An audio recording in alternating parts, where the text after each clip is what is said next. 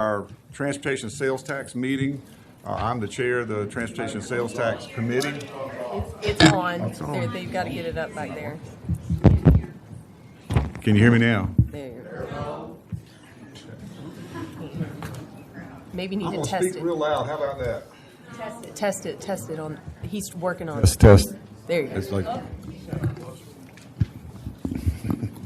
How about now? All right. All right. Good evening, y'all. We're going to go into our transportation sales tax committee meeting. We got I think Walt's communicating with them back there.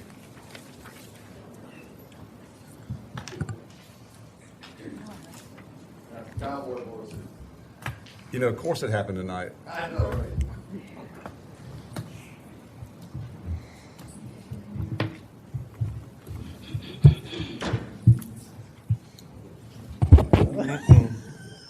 No, sir. All right. Is this better? Let's go with this. One more time. Good evening, everyone. Okay, go ahead and start our transportation sales tax committee meeting. All members of county council are members of the committee, and I'm the chair. Approval of minutes of October 23rd. Second. All in favor, say aye. Aye. Ayes have it. 2A, public and municipal input, establishment of guiding principles. We have a presentation. We have tonight Mr. Peter Lamott, Ryan Brown, with Shernoff Newman, and also Christy Hall. Thank y'all.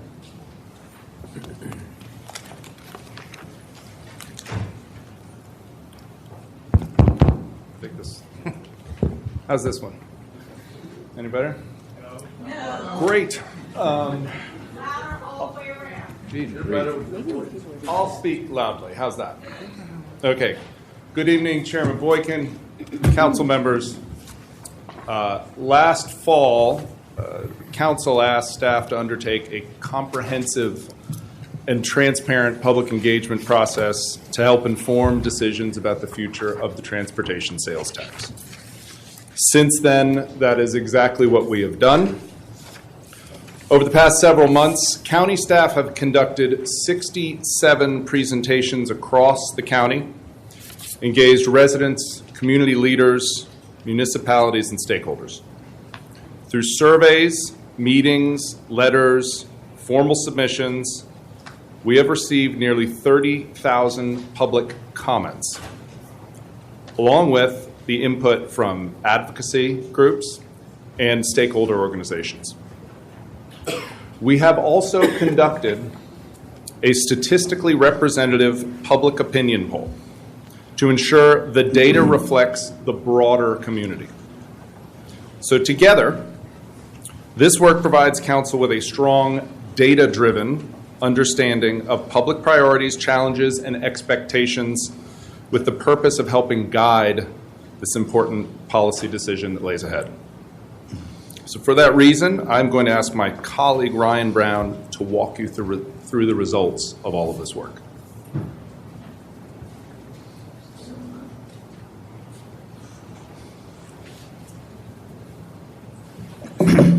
Good evening.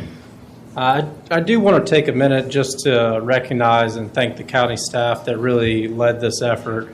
They did a tremendous job. They took everything that we threw at them. They met the public where they were. They took nights and weekends to present to communities across the county. So really just want to reiterate the effort that they've put forth. This is really their report. We just happen to be the ones giving it.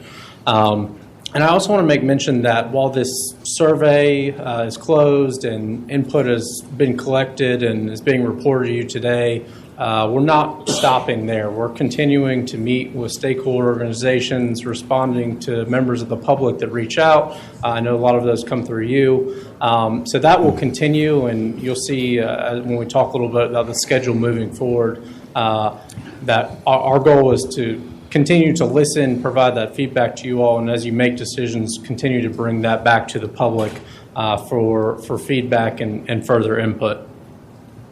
As Peter mentioned, this process has been driven by you as directed on September 25th at your meeting there. We've had considerable input, and it is still ongoing. There are, I know you all know, we're still collecting some of the municipal input, but really what I'm going to talk to you today is largely from public and key stakeholders that we've met with through those 67 presentations and those over 29,000 public comments that we've received. We did this in two different formats. We went out and met with the public. We collected that information through an online survey, and we also conducted a statistically representative public opinion poll of roughly 700 residents to provide a countywide baseline that I think will help, as you see we go through this presentation, provide you with that broadly shared priorities, in addition to issue-driven advocacy from some of the key stakeholder groups that are here today and you hear from on a regular basis. Across every input source, responses, polling, written comments, we see a lot of consistency and a lot of instruction that we think can be used by you, as Peter mentioned, in driving what the public priorities are and giving you a data-driven picture. I don't know that there's one particular comment or data point that stands out, but if I was to point to one, I would point to what you hear from realtors: location, location, location. From this public input, we heard congestion, congestion, congestion. That is probably the one thing that you hear over and over again. There is a myriad of different suggestions as to how to solve it, but I think it's the one thing that you'll just hear us say over and over again because it comes so much to the forefront of everything that we've collected from the public. I do want to make one mention. I'm going to walk through the poll results, and you do have in your packet the full analysis along with the verbatim poll. But I do want to just take a moment and point out why we thought that was important.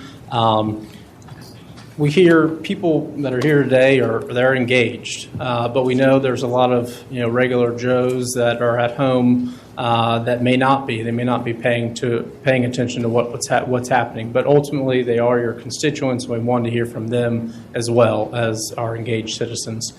So that's why we undertook that process, in addition to the online survey and going out to meetings where more engaged constituents were present. So, looking first at the public opinion polling, we conducted this among a representative sample of residents, not just voters, but residents, from November 11th through the 13th. And I'm going to talk very high level about some of the key findings. First, I'll point out that roughly 70% of residents rate the overall quality of life in Charleston County positively. And public safety falls very highly as well, which I know is important to you.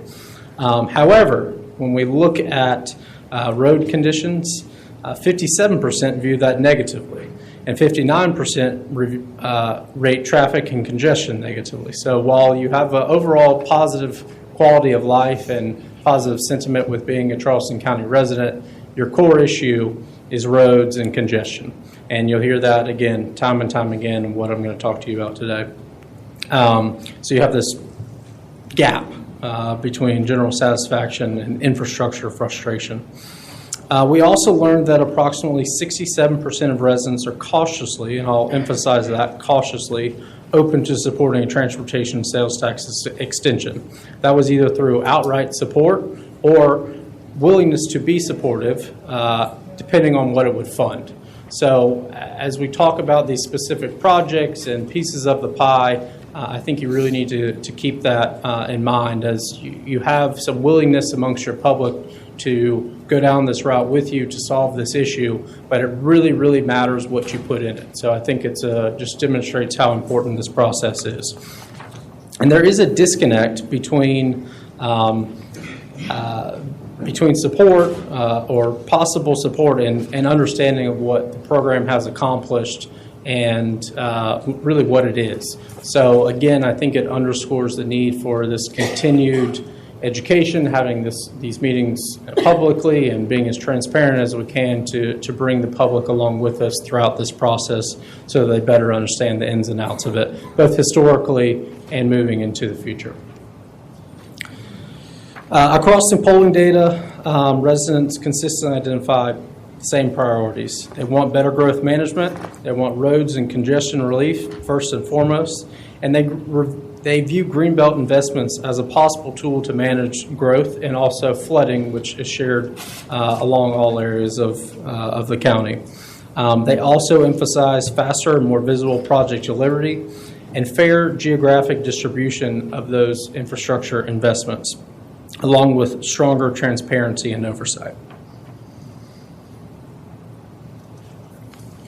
Turning your attention now to the online survey results. As we mentioned, roughly 2,500 different participants, 29,000 comments.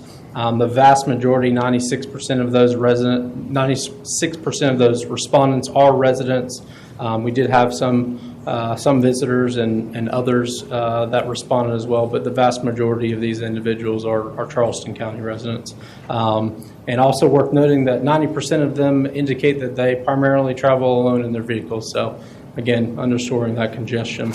From the areas that responded, we asked individuals which municipality or area of the county they came from. You see the largest three municipalities well represented there, from the city of Charleston, Mount Pleasant, and North Charleston, along with unincorporated areas. So, as with the polling, roadway infrastructure leads the way, top priority with 88% rating it as important or very important. But we also see strong support for the Greenbelt program, followed by bike and pedestrian and public transit. Within those categories, road priorities focus on widening, intersection improvements, and safety enhancements for bikes and pedestrians. Within public transit, the focus is on reliability, faster travel times, and competitiveness with driving. Greenbelt, floodwater storage, clean water, and parks. We really see the public realizing, which I think is very positive, that Greenbelt is a tool to combat some of the other issues. And they don't, while they see it for conservation, they don't see it solely for conservation's sakes. Amongst kind of the key findings here, similar themes that we hear: daily delays, unreliable travel times, long-standing bottlenecks that directly impact people's quality of life.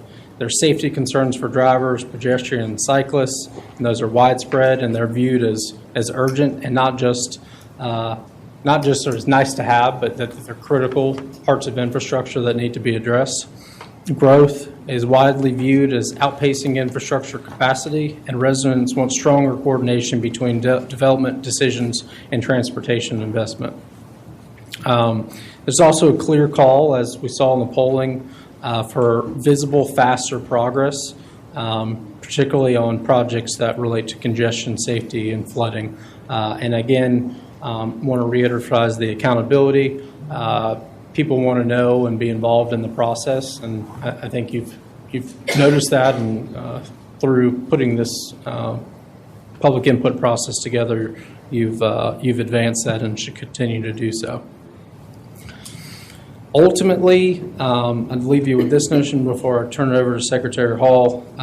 Residents are telling us that any future transportation sales tax must focus on real, everyday transportation challenges, the experiences that they deal with daily, and they want you to demonstrate clear, visible results if it's ultimately going to earn their trust and support. So with that, I'm going to turn it over to Secretary Hall, who's going to walk you through her analysis of those thousands of comments and pull out some of the specifics for you. Thank you, Ryan. Members of council, it's a pleasure to be here with you this evening. As Ryan mentioned, there were more than 30,000 entries that were submitted through the portal and other measures, and we have gone through every single one of those items and teased out the specific requests and placed them in categories based on the draft funding pie that we had talked about previously with council. So within that 30,000 list, there were about 600 very specific requests for funding. And when we apply an estimate to that 600 requests, we believe that the wide net that was cast for a call for any and all requests by the public stakeholders, the municipal governments that submitted, and others, that number turns out to be about $68 billion of requests for potential TST-3 program.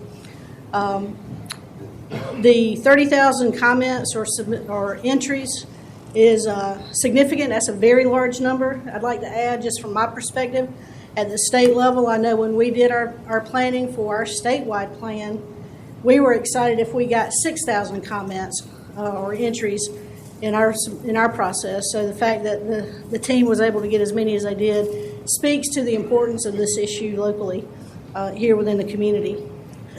So within that 600 very specific requests, as we said, we cast a very large net, and I did not screen out any requests. This is the all-in, everything that got submitted that I could gather from the information. And you should have some 11 by 17s up there with the items specifically listed that make up that 600. It's actually 634 is the number, and that's through Monday was the date that we did the cut to produce the report. So within that particular number, it includes everything that was received via the public involvement process that Ryan and Peter went over. It receives information that we received from various stakeholder groups that submitted, made formal submissions. The municipalities that have made submissions so far officially, those items are in there. We're still working with Mount Pleasant, North Charleston, and Charleston. However, based on their committee meetings, I did go in and put, and you'll see in the sheet, some grayed out potential projects based on what we were hearing them present at their committee meetings. So that's not official, but I did include it just as for information. It also includes, as I said, the wide net. We didn't screen out anybody's comments, so it includes, this particular list would include things like people asking for light rail service across the region in various areas, people asking for interstate projects across the region, including the Mark Clark, people asking for intersection improvements, people asking for certain acquisitions to happen for the Greenbelt funds, various transit needs, significant amount of road projects, 230 road projects specifically mentioned within that 600. About 200 of that 634 are bike ped projects. So a very robust request through this public involvement process for bike and pedestrian projects to address gaps specifically identified by the public, safety concerns specifically identified by all entities, and just various modal options to get to and from a destination. There were nearly 90 transit needs identified, ranging from expanded service to improved amenities to expanding the LCRT, and as I mentioned, the light rail came across in many of the comments for the area.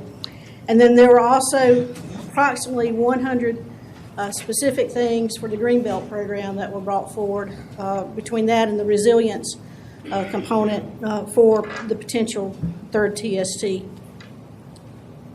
So again, $68 billion based on this wide net that was cast in project requests for funding with the TST.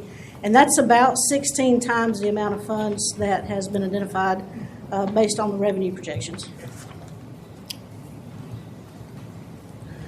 So based on what we've worked together so far with the team, what you heard Ryan brief from the public input on the opinion surveys, and also based on the previous work sessions that we have had with council, including the workshop, when we initially started talking about the potential TST, we would request that council consider endorsing these guiding principles that would inform the project team going forward in how to take this big wide net of 600 specific requests that's been received so far, and to be able to narrow that and refine that into something going forward for council's consideration. So within those guiding principles, it would look, we'd recommend that you'd consider something like this. Basically, finish what was promised, complete those key projects that are carrying forward from the existing TST program. As you heard Ryan say, congestion, congestion, congestion. So focus on congestion relief and safety projects, investing fairly across the county to reduce congestion and improve roadway safety as growth continues. Support that multimodal mobility, tying in that bike ped and transit component within the planned TST based on identified needs, and to improve that regional and local community mobility. Use Greenbelt funds to manage the growth across the region. Protect those natural areas through continued Greenbelt investments that limit overdevelopment and preserve quality of life. Next, build resilient infrastructure. That was something that came across as well in many of the comments, and obviously something that we're hearing from the municipal governments that's important to them as well. And that would mean integrating flood mitigation and resiliency measures into these transportation projects. And then finally, but not least of all on the importance factor, is to continue to ensure that transparency and accountability, maintaining that strong oversight and clear communication to demonstrate progress and responsible use of those public funds. And then finally, Mr. Chairman, just to round things out for you, we do have the proposed schedule before council just to keep everybody focused on the task at hand. Obviously, we have a lot to do, as you mentioned at the last meeting with the proposed TST, so a lot of activity this month, and then potentially a workshop with council in first part of February to really start to put things in motion to where we could work together to develop a draft TST with council's approval that would go out for additional public comment before it gets finalized to move forward for the preparing it for a referendum or potential referendum. So, Mr. Chairman, that concludes what I have for you, and I'll be happy to answer any questions. Thank you. Does anyone have any questions? Thank you, Secretary Hall. Yes, sir. Any discussion? I'd like to go ahead and make a motion if I can. I'd move to direct staff to develop a recommended draft transportation sales tax program with suggested allocation amounts based on the established guiding principles and public municipal input to present at the January 22nd special TST committee meeting. Is there a second?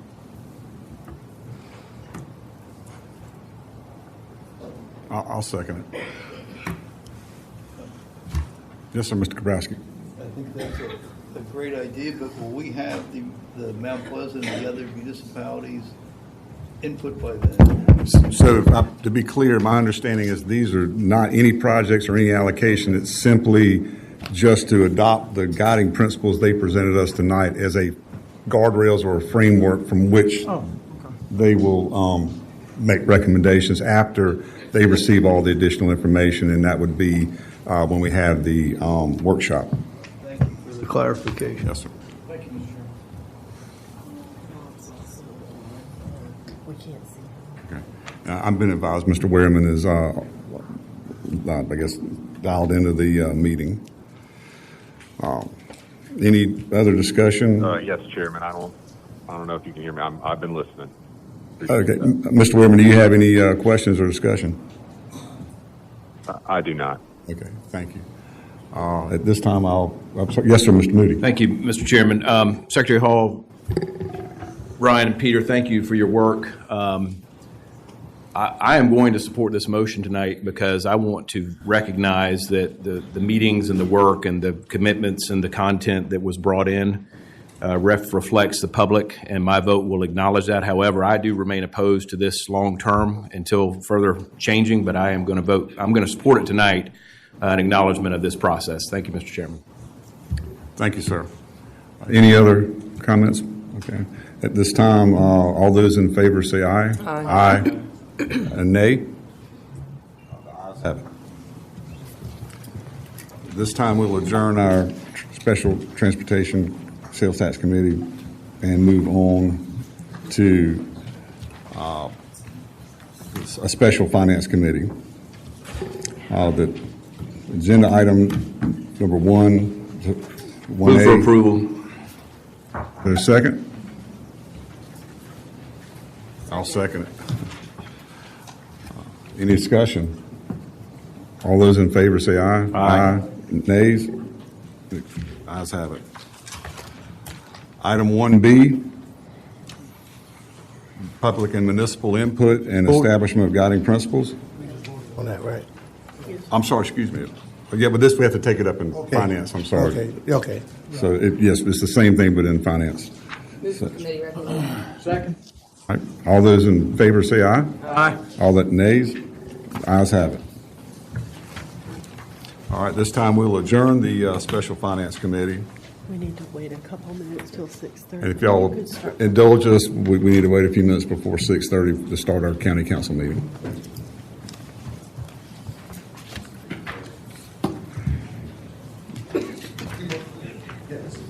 $6.27.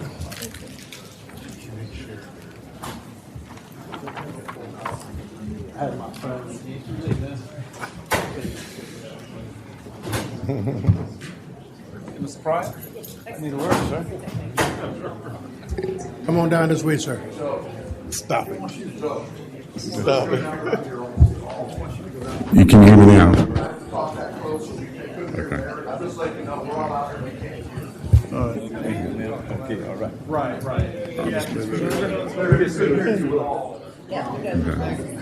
Just letting me know.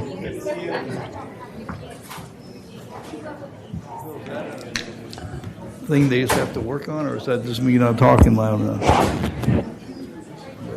Both, okay. Fair enough.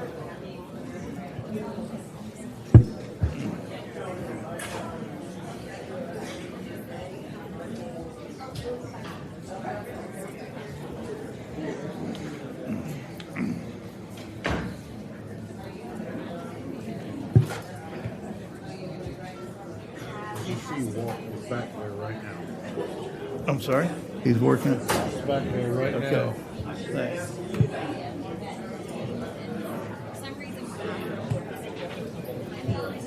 Okay. Okay. Okay.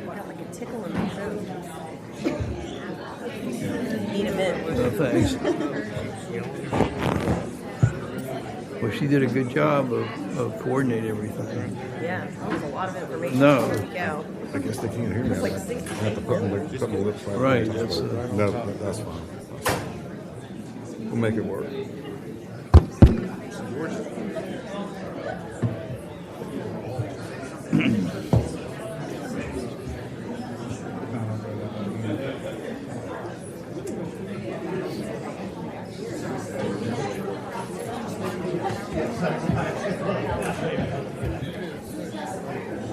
Cowboy over here. Every time What, I during the last put something on the phone, they just still keep The calling volume. me. And I don't understand how you get stuck on the spam list, people from calling you. You know, like getting scammed. Spam, it'll tell you, that's all spam. It'll tell me spam list. Half the You just time, separately. there's been issues, But from so, this platform, yeah, I'll I just think boost this so. up a little bit. I think so But too, like but I I say, asked them I to don't start want all these people calling including me, me man. person on the test. I get enough calls as it is. It's what we need.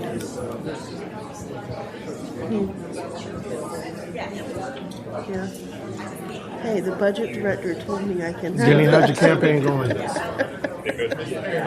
Yeah.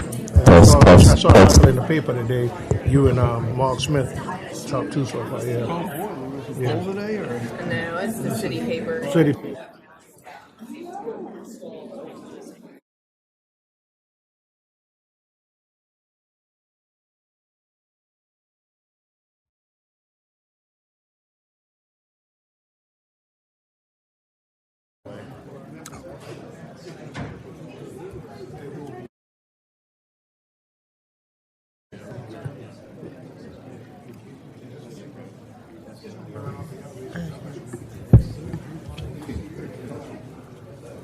Okay, it's past 6:30.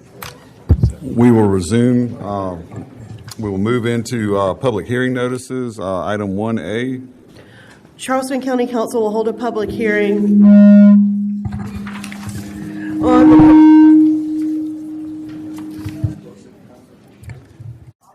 Charleston County Council will hold a public hearing.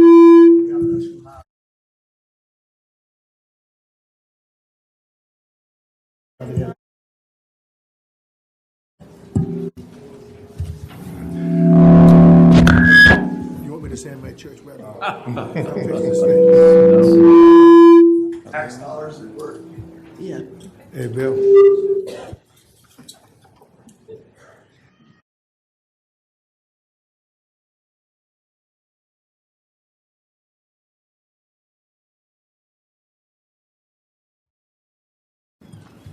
Introduce Mr. Wynn Carlisle to make the presentation. Thank you, Chair Boykin, council members.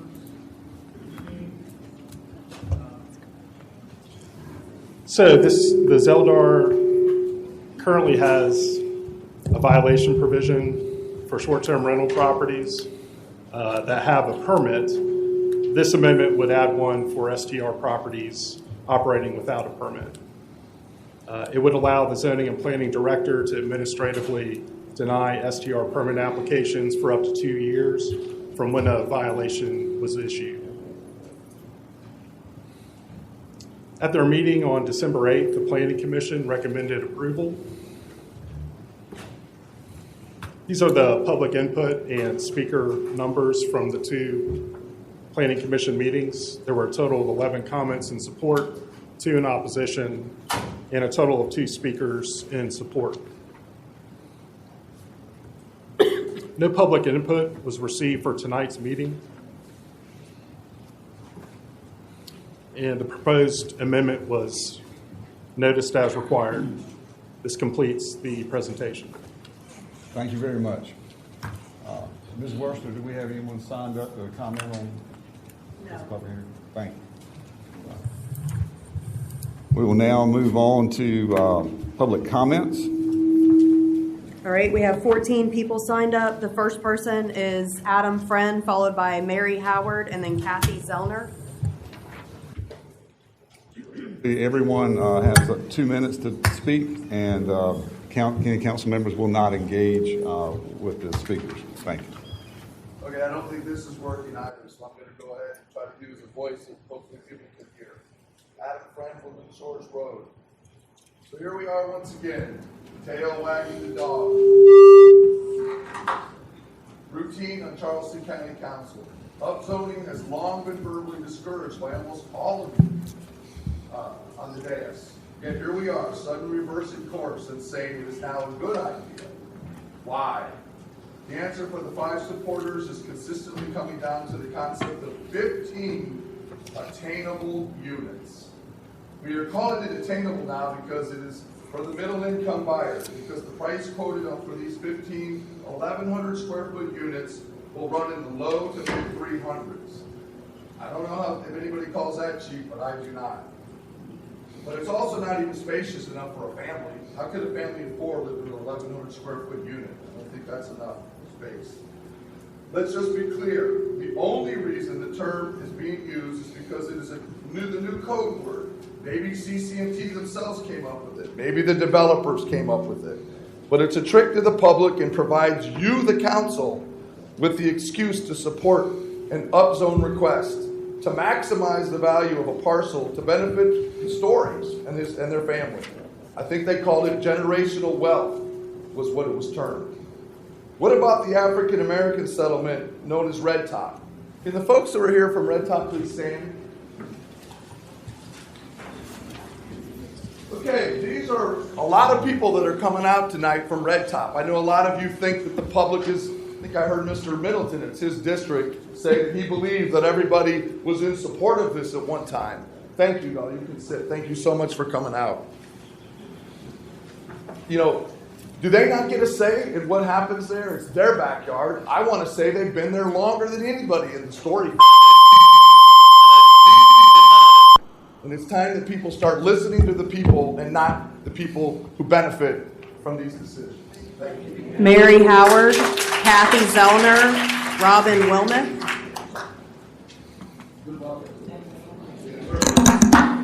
Does it work? Okay. One thing that really has been bothering me when I'm reading in the newspaper, yeah, I'm one of those weird people that still read it, is on this new transportation sales tax. Seems to me the other ones, you had a sales tax, transportation sales tax, it was a 10-year thing. Then it was renewed for another 10 years. And now you're asking us for 25 years. I object to that because council members eventually will change. That means those council members don't have to abide by what was on those things because it's a new council. And it really bothers me. I think it needs to go back to 10 years with all this wonderful thing you're doing with all these municipalities giving you their priorities.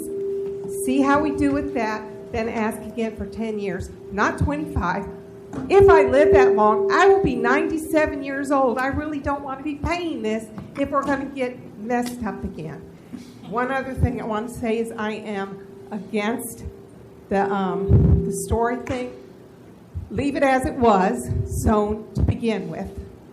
And I was confused when I was reading online about there's a whole big thing of the 4B, 4C, or whatever it is there, pages and pages of this, and it's all listed as what you want as amendments, and on the bottom it has the date of January 27th, 2026, with Mr. Boykin's name, just without a signature, which perception to me, and I may be mistaken, is that, you know what, we're going to do this anyway, we just have to wait till the 27th for the third reading, and we'll vote for it, and then I'll sign it. Thank you. Kathy Zellner, Robin Wilmeth, Diane Milligan. Good evening. I hope everyone can hear me. My name's Kathy Zellner. I live in Bolton's Landing, which is just off Beast Ferry. I don't know if any of you up there live off of Beast Ferry. If you do, then you know that in the last decade, which is how long I've lived there, there's been tremendous development. When I was 9 years old, my dad took me to a neighborhood pond and taught me how to skip a stone across the pond. And if y'all know how to skip a stone, you know that when you skip a stone, it creates rings that could go all the way across that pond. That's what's going to happen here if you amend this zoning. It isn't just going to be more homes in a small area. It's going to increase traffic, all the things you already know. It's going to put pressure on our schools, emergency services, our doctors and care providers, wildlife displacement, all the things that I'm sure you all have heard about, flooding and evacuation. You all up there have elected to be in service to us. You have a philosophy of service, and for that we're grateful. You volunteered to represent us. You are who we are supposed to call if we have an issue. The gentleman before asked everybody here to raise their hand or stand up, so I'm not going to ask you all to do that again, but you can see there's an overwhelming response from those people who are your constituents. We're asking you to do your jobs. The realtor is doing his job. The developer did his job. Now we're asking you to do yours. Don't just listen to us. Act and advocate for us. We're not asking you to not have development because we realize that's unrealistic. We're asking you to do something that forms a bridge, that brings together two things, that will protect our economy and protect our environment. We want you to put people before profit. We want you to respect us and our quality of life, and we ask you to vote to keep the R4 zoning. Thank you. Robin Wilmeth, Diane Milligan, Katie Zimmerman. Good evening, council members. My name is Robin Wilmeth, and I live on Whitetail Path in the Hunt Club neighborhood. I am here as a concerned member of the community to strongly oppose the proposed rezoning of Storyboard Farm at Bees Ferry Road and Bear Swamp Road. The land should remain zoned for low-density residential use for all the reasons you've already heard. We already have too many current and planned townhomes in this area. Our roads and infrastructure are struggling to keep up. Our community has spoken clearly. Hundreds have signed petitions, and local leaders like Dr. Melody Dover and LaDonna Page have voiced the overwhelming opposition to this rezoning. We ask you to listen to the people who live here, not just the ones who stand to profit from this development. I do not even see that it is a viable business plan. I question who would buy the 85 units that are not deed restricted. The deed restricted homes would only bring down the value of the other homes. And by the way, did we not learn from the lessons of 2008, of the 2008 housing market crash that was predominantly due to banks making loans to individuals who really could not afford them? Of course, the owners of the land have the right to sell it, but I want to just propose to all the realtors and developers out there another idea, such as a 55-plus community of single-family homes, one story or two-story with elevators. This type of development is sorely lacking anywhere south of Somerville, and would be in keeping with the current zoning, and would have less impact on traffic, schools, and other infrastructure. I urge you to listen to the residents, respect the wishes of your constituents, and deny this rezoning request. Thank you for your time and your consideration. Diane Milligan, Katie Zimmerman, Jamal Wright.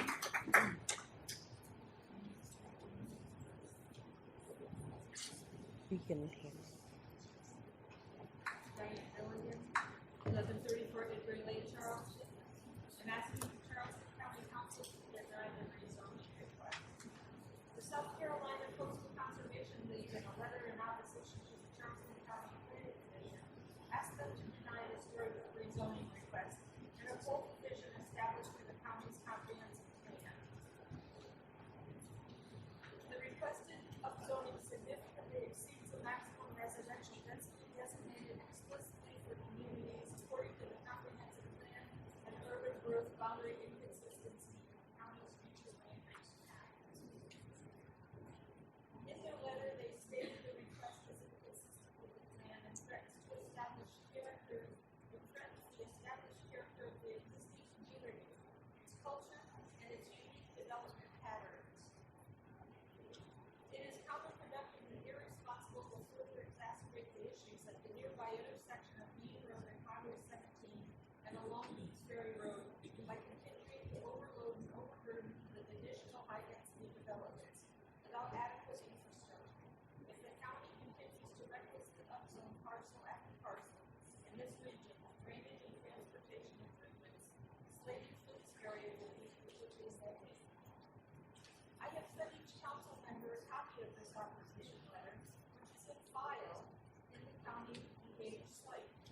Due to time restraints, I will not be able to cover key points adequately and encourage the council to review the letter in on time.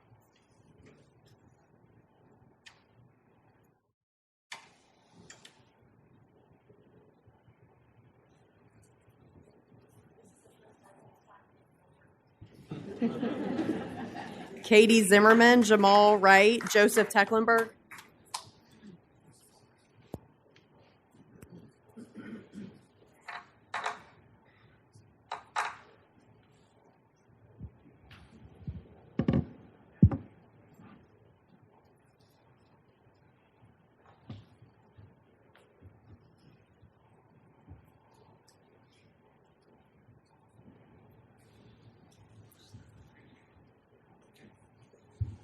They can come over here.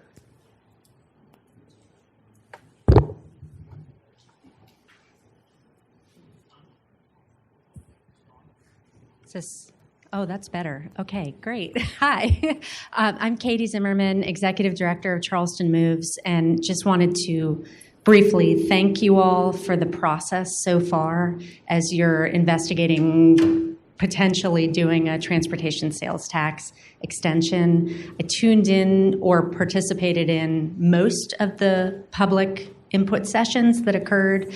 The staff was wonderful. It was good turnouts every time. It was a really good process, and I'm looking forward to that process continuing. I also just wanted to briefly share with you all, Charleston Moves and the East Coast Greenway Alliance pulled together some priority bike ped projects that we think could help fill in the network, leveraging other funding sources that are already in play.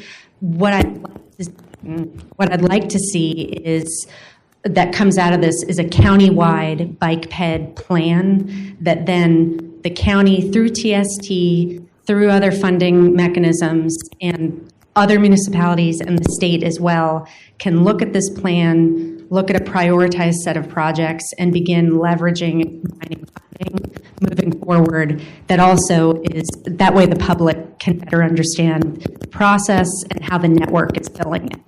I'm going to stop now. Thanks. Jamal Wright, Joseph Tecklenburg, Danielle Mitchell.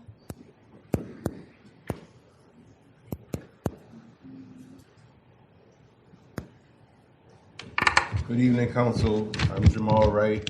I am Vice President of the Red Top community, and I want to thank you for this opportunity to speak here tonight. I had this nice paper written up about what I was going to talk about, but I'm just not going to talk about that because it doesn't need to be said. As stated before, we thank you for your service, and you are here to advocate for the people. And I feel the people have spoken. The people have overwhelmingly said they don't support this. You have always voted against rezoning, especially when the people don't support it. And the people are here and the people are saying they don't want this. I am a proponent of affordable housing. I live in affordable housing. Now, I was able to buy my first house through affordable housing. But affordable housing should fit the landscape of where it's going. It should not make the landscape of the neighborhood where it's going change. We had people here, our former Mayor Tecklenburg, everyone speaking on behalf of affordable housing. But he didn't say he's going to put affordable housing in Fenwick Hall where he lives. He wants affordable housing somewhere else where it doesn't affect him. But he's a proponent of it, but he doesn't want it in his neighborhood. Put it somewhere else where it doesn't affect him. But the people are here who it affects, and they're saying, we don't want this. We understand that we have to have growth. We support growth. But we want growth within reason. Growth that doesn't make our life uncomfortable. Growth that doesn't make the traffic unbearable. Growth that doesn't cause stress and grief to people who just want to get to the grocery store, just want to get home from work. One accident on Bees Ferry will shut Bees Ferry down for 2 to 3 hours. That takes years off people's lives sitting in traffic. So we ask you, we don't support this, and we urge you to vote no against this. Thank you. Joseph Tecklenburg, Danielle Mitchell, Park Page. Good evening, Mr. Chairman. My name is Joseph Tecklenburg with CC&T. My address is 1607 Carteret Avenue. I'm the listing agent for the property owner, the Story family. Just as a follow-up to our last meeting, on that Friday following that Thursday, the owners went ahead and filed and recorded their restrictive covenants that we've worked with county staff to draft. So that is recorded with the Register of Deeds, and that limits the property for 100 units total, regardless of the zoning that we go for. So wanted to update you on that and let you know that we're here if you should have any further questions. And thank you for supporting attainable housing. Danielle Mitchell, Park Page, Will Jenkinson. Hi, County Council members. Thank you for the opportunity to speak. I'm Danielle Mitchell. I stand before you today on behalf of the historic Black settlement community whose roots runs generations deep. The community is not simply a neighborhood. It is a living record of African American resilience, land ownership, and self-determination. Families here protected and maintained their land through periods when doing so was never easy nor encouraged. The The proposal to place 100 townhomes in the center of this settlement threatens far more than traffic patterns or zoning boundaries. It threatens the survival of a community that has already endured decades of displacement pressure. First, the scale of this development is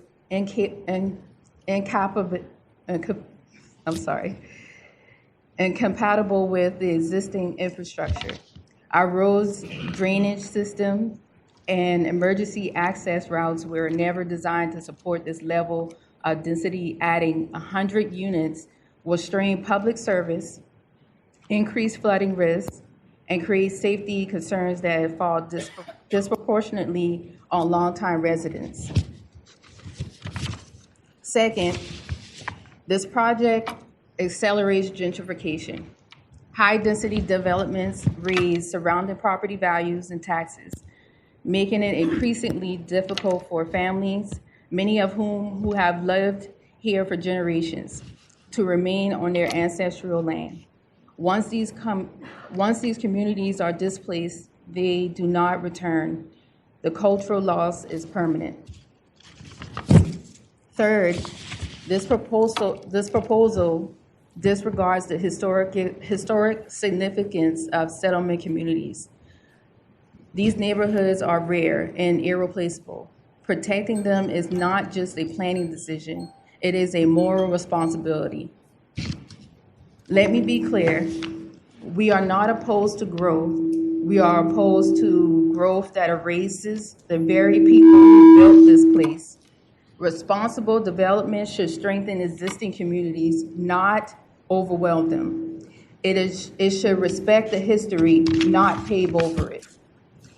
I urge this council to vote no on this proposal and instead work with the residents to pursue development that honors the character, capacity, and cultural legacy of the settlement community. Once these communities are gone, they are gone forever. You have the power to protect them today. Thank you. Park Page, Will Jenkinson, Raynard Dover.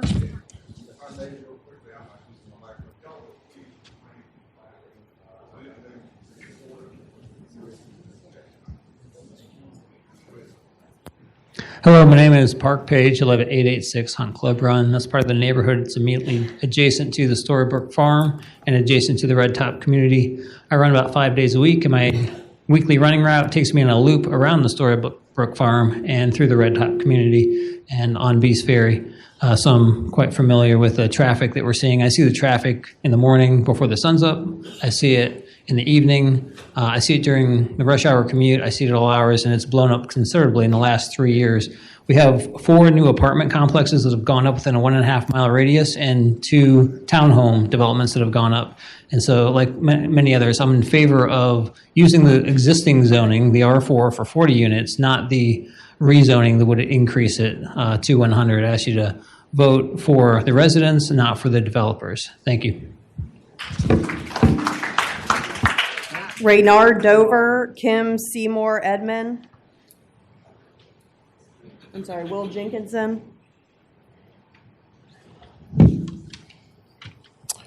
Thank you, Chairman Boykins. Thank President Melody, the Red Top community, and Councilman for allowing me to speak.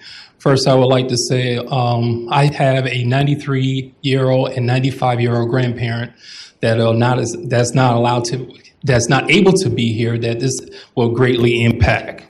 Red Top is a historical Black settlement community, and your own Charleston County Comprehensive Plan recognized settlement communities as cultural significant areas that must be protected through context-sensitive zoning, preservation of historical development pattern, and policy that prevent displacement. The request to apply urban residential zoning and adding 100 attainable homes directly conflicts with those policy. Your zoning allows high-density development that is incompatible with the traditional low-intensity, family-held land patterns that define Red Top. The comprehensive plan specifically warns the inappropriate zoning can raise land value, increase property tax, and create displacement pressure for long-time residents.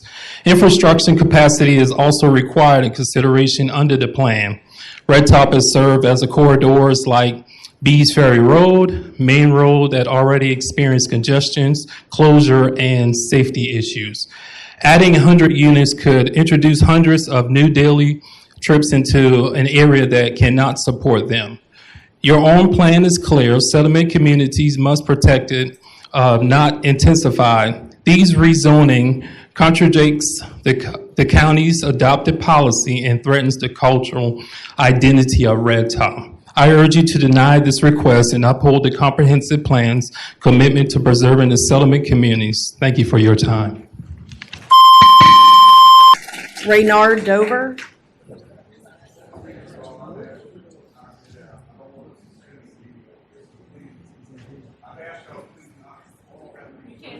You can't talk louder? Oh, my God. I have asked y'all, Thank you. not applaud after everyone speaks, because I don't want to stop. No one can hear you. Thank you. Chairman Boykin and council members, good evening, and thank you for allowing me the opportunity to speak. We do have a problem. I'm here today on behalf of the residents of Red Top, a historical black settlement community whose families have lived on this land for generations.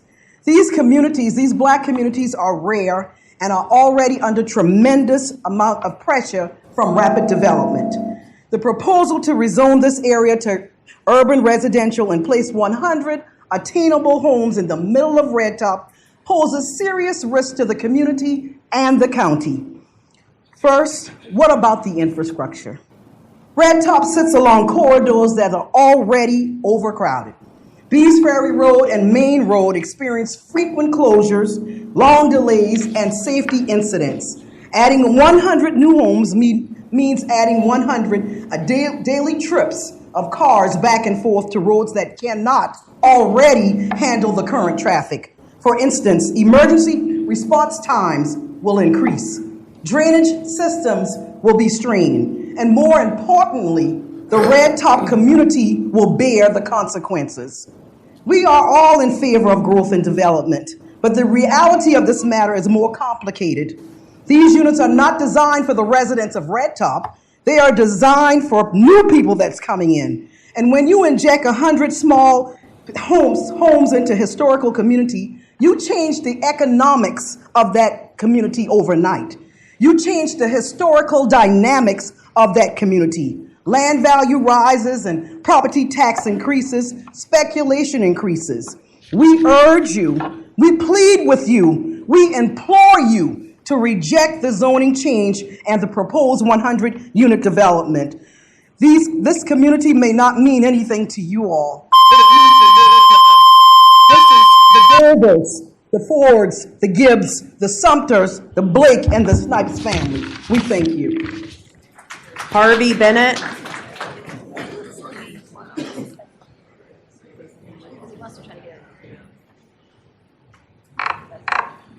My name's Harvey Bennett. I live in North Charleston.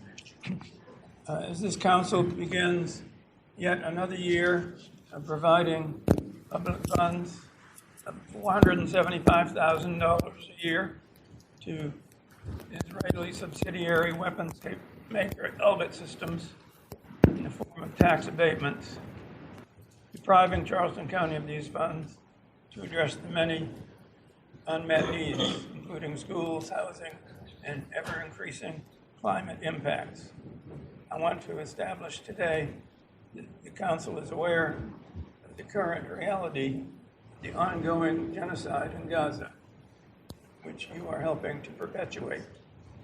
Several analysts with expertise in estimating casualties of conflicts have recently reported that the probable all-cause excess mortality in Gaza since October of 2023 is approximately 680,000.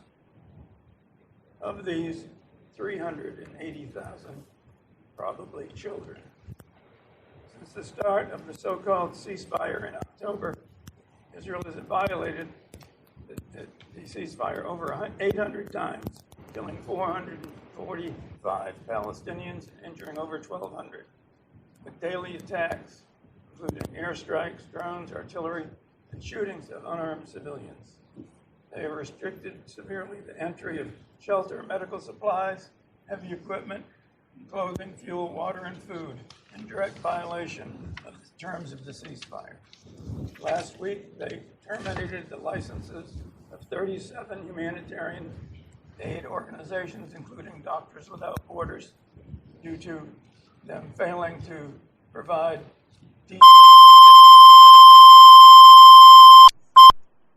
show that the council has been apprised of this situation. Thank you. All right, and last call for Will Jenkinson. Okay. Council members, my name is Will Jenkinson. I'm the broker in charge of Carolina One New Homes, and has had the opportunity of the last 4 years to work alongside this developer for this proposed 100 attainable housing units on Bees Ferry Road. Over the last 4 years, we have helped over 150 families throughout this region find home ownership, which is becoming increasingly difficult year after year. What we've noticed is a trend of these home buyers that have had these opportunities make up our people who care for us in our medical field, nurses as an example, those who service in our restaurants and grocery stores, those who protect us in our police and firefighter and EMS. It is critical that we continue on this journey to find more opportunities for home ownership. Just 4 years ago, Charleston County set out on the Housing Our Future plan. Many leaders spent many months in this county coming up with suggestions and proposals on how we can meet this great need in the future. I'll just point out one of the strategies that is employed in this document. Talk about new construction, and it says encouraging the creation of new housing that meets the community needs in terms of quantity, price points, location, and type. And to me, this opportunity meets that strategy. Thank you.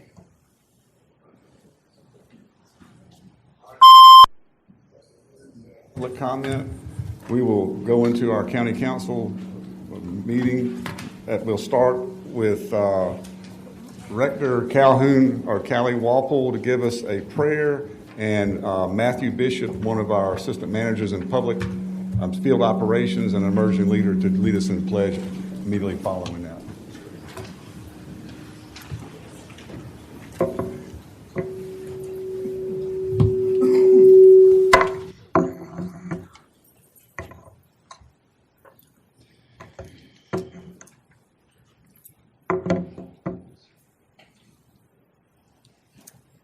Let us pray.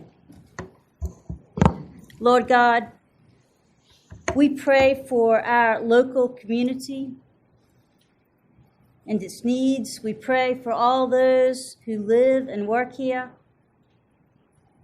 for any who are struggling at this time, for all who are looking for work but have not yet found it, for those who live in poverty or without a home.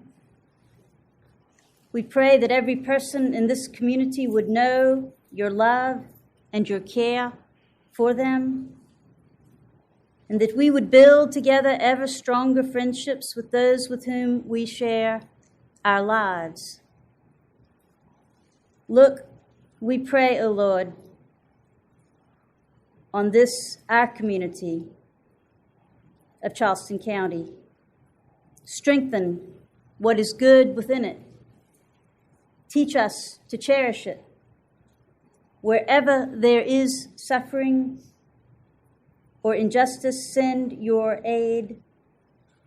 Renew our commitment to one another, that in our everyday lives we may bear one another's burdens, rejoicing to share one another's joys. We ask your special guidance and blessings upon this county council. Protect them. Help them to see themselves always as stewards, serving for generations yet unborn. May they see themselves as shepherds. May they be servants of all and of one another. Amen.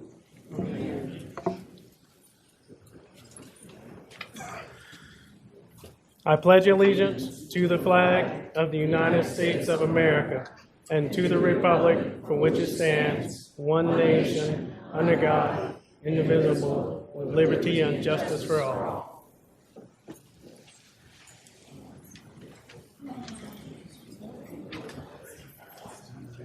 In compliance with the Freedom of Information Act, notice of meeting was posted and agendas were distributed to news media and persons requesting notification. Minutes of December 18th. Second. All those in favor say aye. I'm sorry, I didn't get who made the motion. Turn the microphones off. I'll try this again. Move for approval. Yes, sir. Second. All those in favor say aye. Walt, kill it. That's not a good symbol.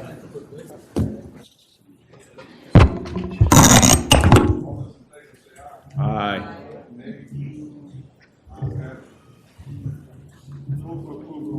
Second. All those in favor say aye. Aye. All those in opposed? Ayes have it.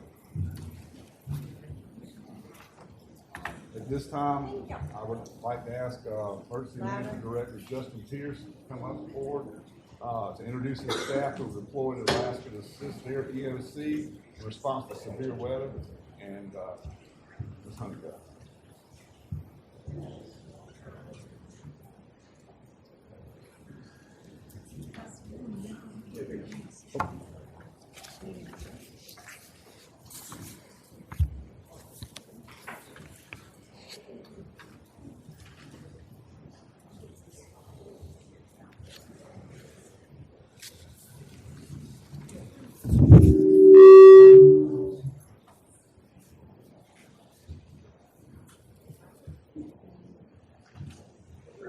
Council members and audience, I just want to appreciate the opportunity to recognize 4 amazing emergency management specialists with the Charleston County Department of Emergency Management that deployed to the state of Alaska following the October 13th catastrophic typhoon that destroyed multiple villages on the western coast Of the state? Following the incident, the state of Alaska sent out a call to all 50 states requesting immediate support for this catastrophic event, and Charleston County answered that call. We deployed 4 staff members that provided a variety of responsibilities, and I cannot be more proud of them for their support and services to the county, to the state of South Carolina, and to our nation. With that, I want to just talk about a couple of minutes on the things that they did while they were there. First up, I'll go in order of deployment. It's Owen Busher. Owen deployed as what we call a situation unit leader. He deployed to the State Alaska Emergency Operations Center, where he collected information from the field to reports that were delivered to incident commanders and elected officials.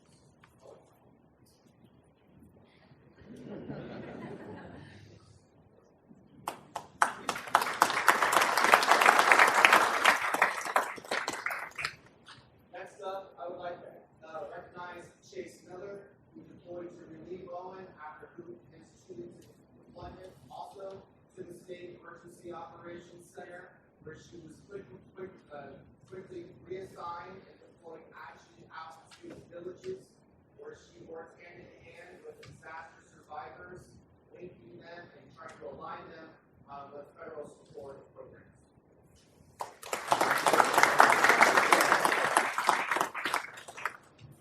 Next is Mr. Ben Webster. Ben deployed in November of 2025 5 to support the disaster supply warehouse and donations management warehouse to ensure that donated goods are delivered to those disaster survivors and their families.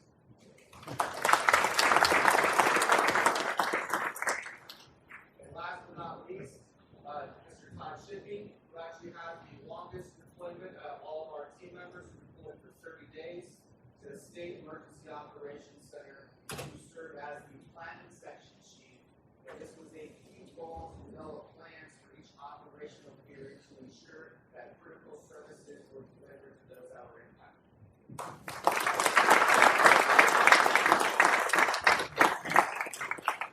And last but not least, I want to recognize the family members and partners of those who deployed. Their sacrifice and the sacrifices that they had to make while they were gone for weeks at a time does not go unrecognized.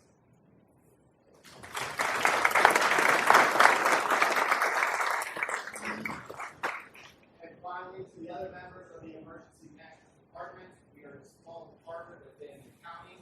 All the team members who did not deploy had to step up and cover responsibilities at the office here while they were gone deploying, so I want to recognize their efforts as well. And thank you, Charleston County government, County Council, and County Administrator for support during this activation.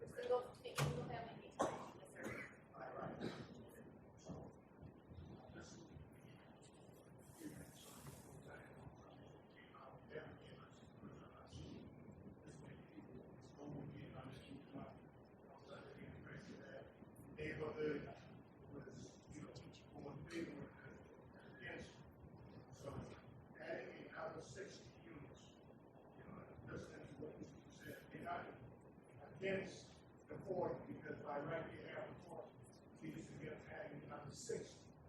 So I would like to try to develop.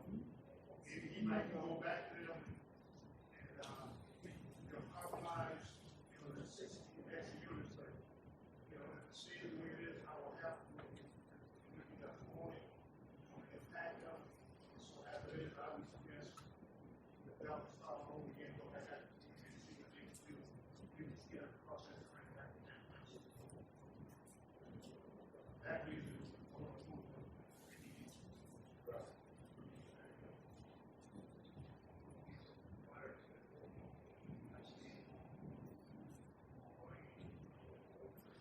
Can't hear you. We cannot hear anything.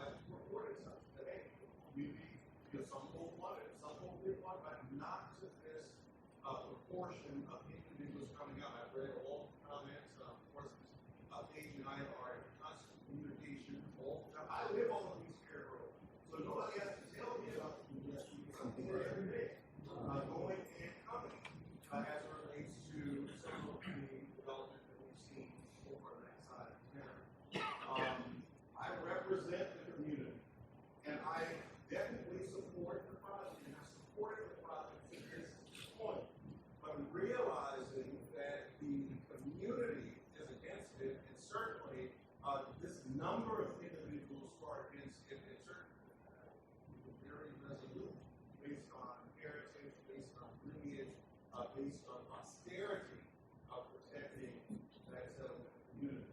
I agree with Mr. Pryor that if there is some way, because by the way, I continue to say to the community, to individuals who oppose these projects, I even in 2022, proposed to this council, hey, let's land bank that same property, buy it ourselves, and land bank it for such a time as we can contemplate whatever, it can become a park or some sort of green space, or whatever the case is that would become some solution that did not go very far at all.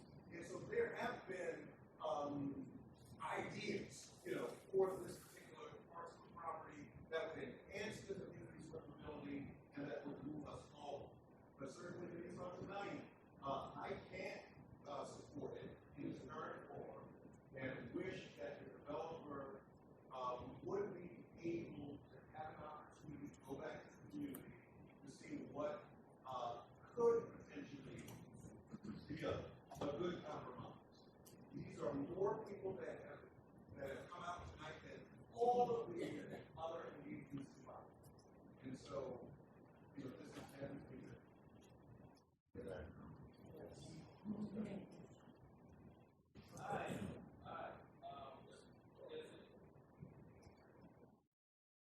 Well, first of all, Mr. Pryor, Mr. Pryor, Reverend Middleton, first of all, let me say, very mean this. I admire your courage, because until we spoke, you were steadfast going along against the community. But for you to do what you just did, that evinces courage. I'm very appreciative of that. We are made of nine, and each of us has our own individuality in terms of vote. But as a collective body, we should be consistent in our voting as a collective body. Not to disparage any community, but when the Kiowa community did not want this medical plaza, and I saw the goodness and the greatness this plaza would allow the Kiowa Islanders to have. But because the majority of the residents says, no, we don't want it, I went with the majority. And now we have this community, the majority is saying that we don't want it. I did not go against the majority because I have always gone with the majority in terms of community affairs. So I am just of the opinion, as I sometimes say, what is best for the best should be best for the rest. And I'm not voting for the majority community just because you are African Americans. I'm far beyond that. I was taught by Dr. King, I'm beyond that. I'm voting for the majority because it is the right thing to do. Amen. So I was thinking, if we're going to be consistent, but we have the Kiowas to come up and we vote in favor of them, whatever they want, the same should be applicable to other communities. So that's why I will stick with the community. But again, gentlemen, I sincerely appreciate your courage. Mr. Rothfield, I sincerely appreciate your steadfastness and your oneness in terms of how you do things, sir. So those are my views.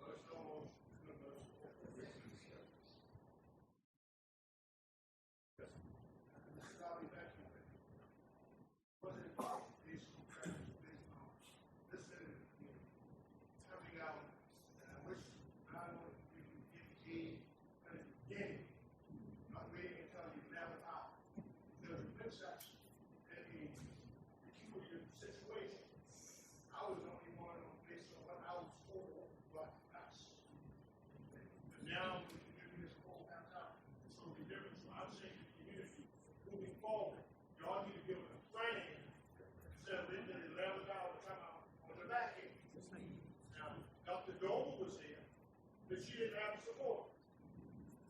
And had this support been up front, this probably would have joined as far as I have. So moving forward, my message to y'all is, instead of being led by others, y'all take the lead and y'all come to this house and y'all let us know what is next.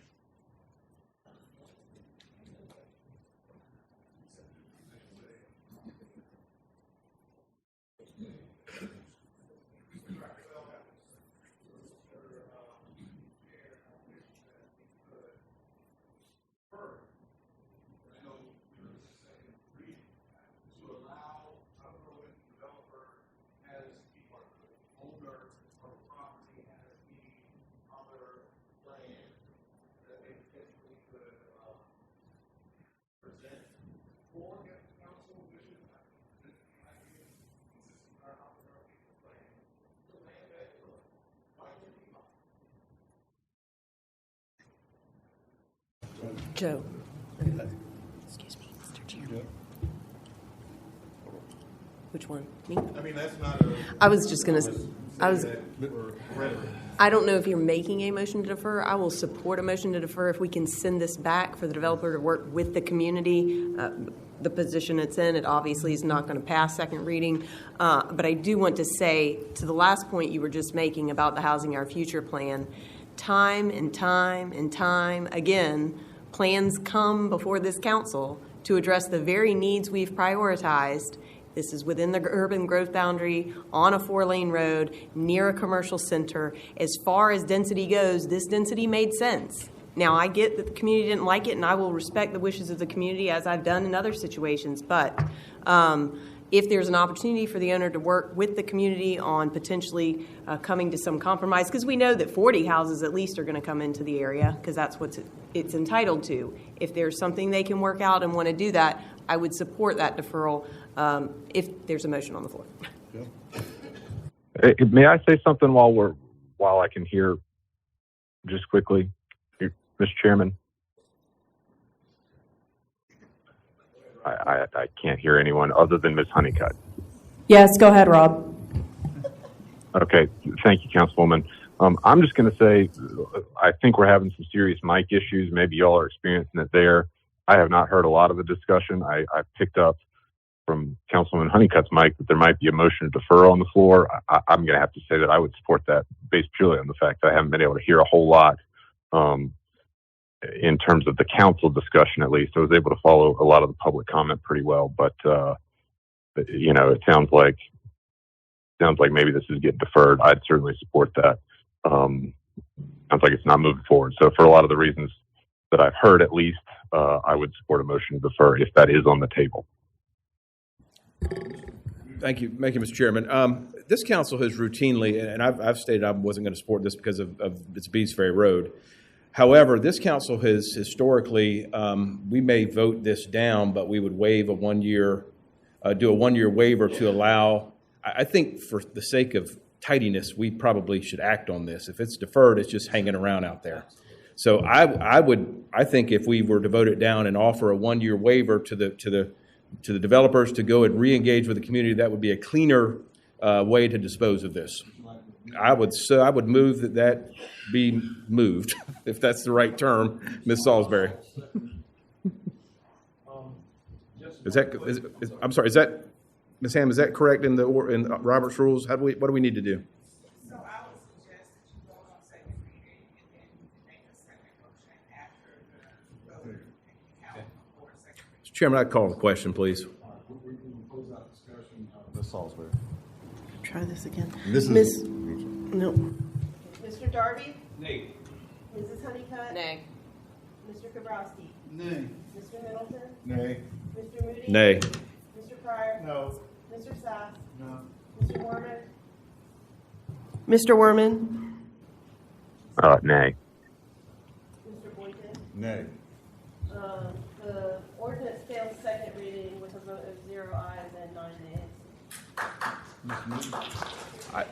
I'm not going to make the motion because I don't support it, but I'm just saying. I'd make a motion to waive the 1 year so that the developer can work with the community on a potential alternative. All right, the motion's been made.